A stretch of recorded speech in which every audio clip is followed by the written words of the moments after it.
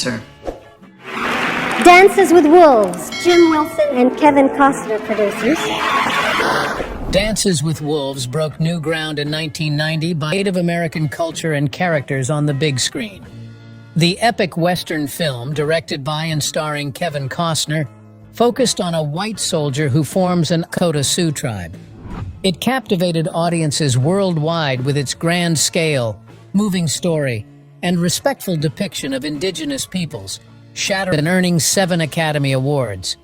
However, beneath the film's beautiful setting and moving narrative are shocking details you never realized about Dances with Wolves. Let's go over leaving fans of Dances with Wolves shocked. The story behind the story. Screenwriter Michael Blake was captivated by Native American culture after reading Hitman, which laid the groundwork for Dances with Wolves.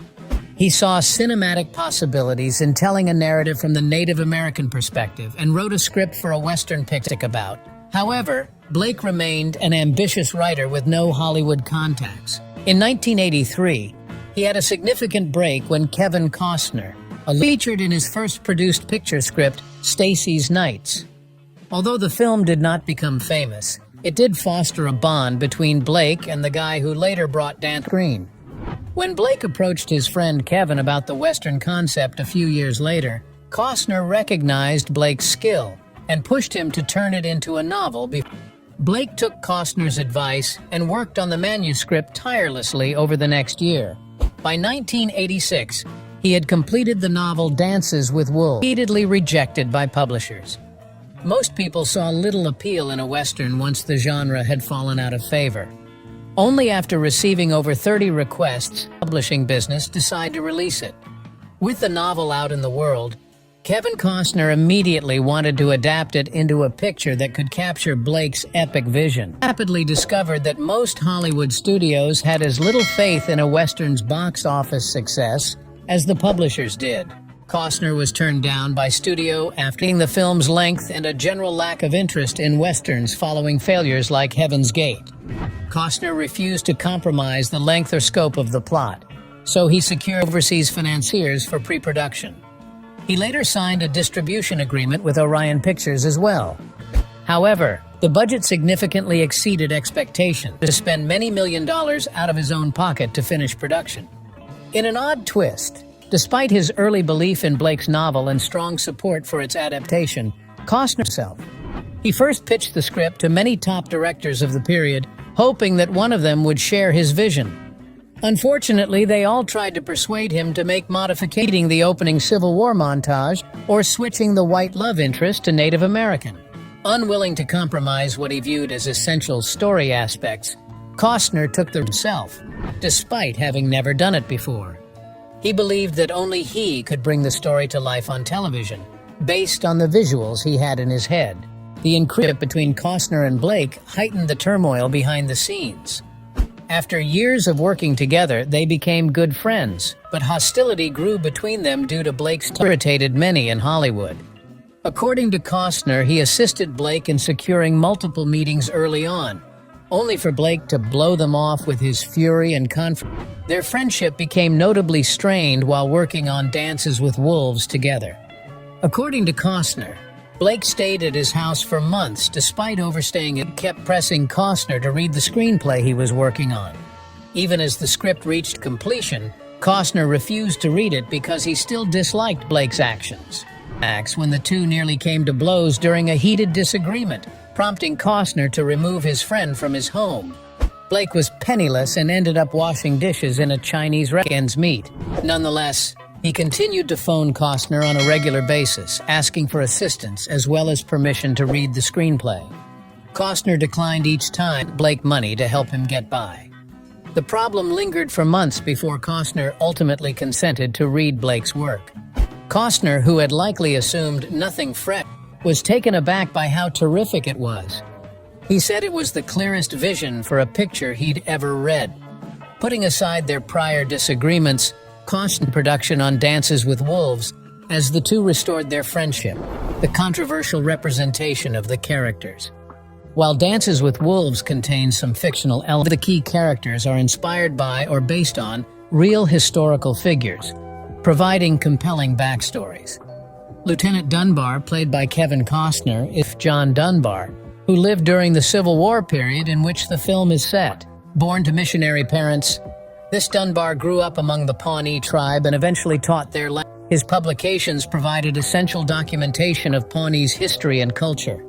Screenwriter Michael Blake stated he only discovered the name Dunbar on an old army idea the real-life individual existed. So while the film's Dunbar is fictional, Blake inserted true Native American cultural features based on the real Dunbar's surviving bar. His love interest, Stands with a Fist, has parallels with the life of a real lady. Blake had a specific source in mind when he wrote about the white widow adopted by Camus ruthlessly murdered, Cynthia Ann Parker's remarkable story. Parker, when 9 years old, survived a Comanche attack on her community in 1836 and neighbors. She was abducted and raised among the tribe for 24 years, during which time she completely assimilated, forgetting her English and marrying Comanche. Parker, like Stands with a Fist, struggled in white society after being recaptured by Texas Rangers in 1860. He was unable to reconnect with his sin. She stayed Comanche at heart for the rest of her tragically brief life. Michael Blake was definitely inspired by elements of her biography while writing Stands with a role in bridging cultural divides. Kevin Costner's casting in the lead role also gives the character some real-life substance. Costner did several of his own stunts at horse riding. During production, he nearly died when he fell off a horse during a crucial buffalo hunting scene. However, he overcame numerous physical hurdles at Dunbar. Costner purposefully surrounded himself with unknown actors in numerous supporting roles, as he had planned to do even before directing. He bolstered the rank of Native Americans who had no acting expertise. Similarly, he cast his own daughter Annie as the child Stands with a Fist, which was her acting debut. Professional actors with limited experience added authenticity and originality to scenes involving tribal members, distinguishing Dances with Wolves from previous edition. Much of the Sioux conversation in the film is in the nearly extinct Lakota language. Costner focused on having the performers speak it as effectively as possible under the tutors. However, even the most experienced actors struggled to understand the intricate Lakota dialect. As a result, aspects such as gendered speech, meanings for men and women, had to be removed. Some native speakers were delighted by the simplified Lakota, which depicted macho warriors speaking in feminine tones. An extended subtitled Lakota dialect was an unprecedented gamble for a major Hollywood production. However, it greatly improved the authenticity and cult settings. The film's complex language sets it apart from decades of westerns featuring cliched, grunting braves who can't articulate themselves beyond pidgin English. Bringing Kevin Costner's 3-hour epic vision for Dances with Wolves to the big screen was a hugely intricate and difficult task. The Western required arranging over 30 remote sites in South Dakota and Wyoming, with a vast cast and crew of hundreds, including 3,500 bison, 300 horse Native American extras. Furthermore, unexpected weather, economic constraints, and problems working with temperamental animals posed further challenges. Costner managed to pull off the unbelievable as a first-time director, bringing his ambitious production to life. The logistics required were massive in scale and breadth across locations.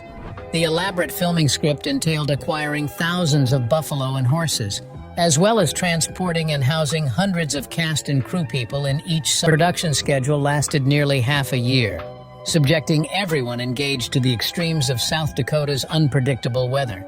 Temperatures changed dramatically between July, ranging from a chilly 20 degrees Fahrenheit to a scorching 100 degrees Fahrenheit.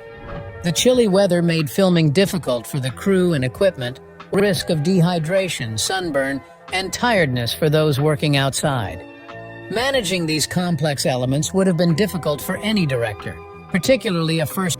Working with hypersensitive animals presented unique challenges in addition to logistical challenges. The film's finale buffalo hunting scene requires organizing of thousands of bison. To capture the iconic scene, the crew had only one chance per day to record the stampede before beginning the painstaking process of Even with 20 Wranglers, 10 camera trucks, helicopters, and a full team on location, filming took over 3 weeks. As head wrangler Rusty Hendrickson stated, "They don't stop, making managing the massive beasts incredibly difficult." Carefully placed cameras had to attempt to capture the thundering herd as it surged past. While the crew was able to capture amazing footage, some close-up pictures required 2 tamed bison, including music star Neil Young's bison, Mammoth. However, some animals required a great deal of patience and enticement. Handlers enticed the trustworthy bison Cody to charge cameras by luring him with his favorite treat, Oreo. More, the screenplay called for the inclusion of a wolf to play Costner's lupine buddy, Two Socks. The project employed 2 wolves, Buck and Teddy, who, despite considerable in front of cameras. Obtaining the necessary wolf shots required a major time investment, as well as food incentives to entice the animals to cooperate. Some crew members and director Jim Wilson even resorted to mimicking wolf cries in desperate attempts to get the pictures. Given the logistical challenges, unpredictable weather, time director inexperience, Costner took a huge risk in bringing his epic frontier saga to life. Given the challenges, it seemed almost incredible that filming did not the cultural backlash. When Dances with Wolves debuted in 1990, the movie had a remarkable impact due to its cultural sensitivity and dignified American tribes on screen. After decades of stereotyped images and classic Hollywood westerns, this appreciative portrayal was revolutionary. It caught the richness, exquisite detail, and elevated native characters to nuanced depth. Behind the scenes, director Kevin Costner stressed cultural correctness, hiring Lakota accurate costuming, language, and lifestyle. More than a quarter of the conversation was spoken in Lakota with English subtitles, establishing a new benchmark for popular films. In the Sioux camp was meticulously painted with traditional designs approved by Lakota academics. The costumes featured exquisite beading and haircuts tailored to meticulous reproduction of 19th century Lakota life, showed robust cultural traditions that had hitherto been disregarded in films about Native peoples. Russell Means saw DDBW as a long overdue opportunity to highlight the inherent humanity of indigenous cultures to a larger audience. For Native American audiences, this actor Wes Studi recalls the emotional impact of seeing a dignified on-screen image that reflected his own upbringing and ethnic identity. Studi grew up Cherokee. He rarely watched mainstream films or TV shows that depicted Native Americans as fully developed characters. Positive on-screen representation was so limited that, as the Lone Ranger's sidekick, as one of the few Native American faces on 1950s television. In DWW, spectators were finally treated to a cast of indigenous complex human beings formed by their cultural heritage. Rather than portraying Native people as dangerous savages, the film focused on the Lakota tribe's battle to protect the of ambitious European settlers. Instead of the stereotypical image of faceless, grunting braves or mystical medicine men speaking pidgin English, viewers witnessed individuals and a functional community.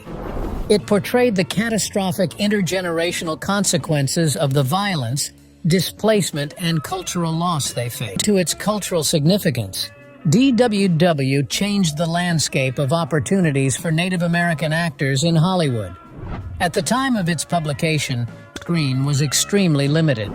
However, the critical acclaim and movie office success of DWW drew mainstream attention, proving a need for Native-led story in the path for more nuanced and major roles. Wes Studi credits the film with launching his acting career, resulting in instantly recognizable roles such as Matu's The Last of the Mohicans. DWW has provided opportunities for many other Native American actors. Graham Greene, who portrayed Kicking Bird, Thunderheart, Maverick, The Green Mile, and Transamerica. Rodney Grant, who played Wind in His Hair, went on to appear in Geronimo and Die Hard with a Vengeance. Tantal has appeared in Legends of the Fall, Smoke Signals, and a variety of other plays. Studi described his performance as the ferocious Pawnee chief in cinema history, adding, "At least the guy is truly Native." Rather than bankable performers in red face, Native Americans starred in a Best Picture. W was an exciting milestone for the next generation of Native actors, demonstrating the potential for their own stories to reach a large audience. Actors such as Zahn McClung and Gil Birmingham have all spoken about how the film inspired them to pursue acting and activism as careers to further Indigenous representation. Many people realized native roles were conceivable after watching Graham Greene's intricate depiction of Sioux holy figure Kicking Bird on cinema. 3 decades later, aspiring Native actors continue as a source of inspiration, indicating that empathic depictions of their cultures may have a broad appeal. While progress is sluggish, many credit DDWW movement toward more prominent and nuanced Native representation on television and movies. FX's Reservation Dogs, developed by Indigenous showrunner Sterling Harjo, fame in recent years for its humorous and humane portrayal of modern Native situations. For new generations of Indigenous filmmakers, DWW remains an inspirational more representation both behind and in front of the camera. What you never knew about Dances with Wolves. Although Dances with Wolves garnered great marks for its historically Americans, it has been chastised for its improbable story twists. Some viewers were concerned by the portrayal of a white soldier encountering and bonding with a Lakota historian. Gary Adelman gave the film a barely 6 out of 10 inches rating for general historical and cultural accuracy. A major objection is that the film exaggerates Dunbar's figure for the tribe. Given the severe tyranny that Native Americans faced at the time, his great generosity and respect for them seems implausible. To be honest, a white savior narrative rather than tackling white brutality. Similarly, opposing Pawnee figures appear one-dimensionally brutal and warlike in comparison to the protagonists. So, while avoiding overtly prejudiced descriptions, the character portrayals do contain indications of bias. Adelman also criticized certain minor errors. He suggested that the initial sniper shot into an open battlefield was improbable given the period's customary armament restrictions. The passage also lacked defensive barriers soldiers would badly need while vulnerable.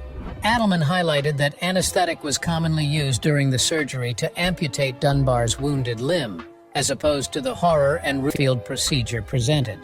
He stated that experienced Civil War medics performed numerous successful sanitary amputations as ordinary, albeit As a result, Dances with Wolves overlooks important facts concerning Native American hardship, as well as minor historical nuances. However, Adelman noted that expertise had been substantially expanded as a result of the Civil War's massive human toll.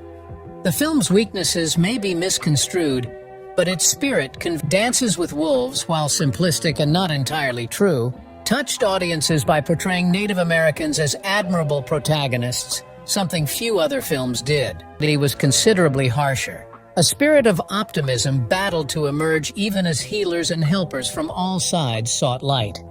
While criticized for its problems, it attracted audiences and received praise for its fair portrayal of Native American culture. The picture broke box office records and earned numerous awards, including Best Picture and Costner.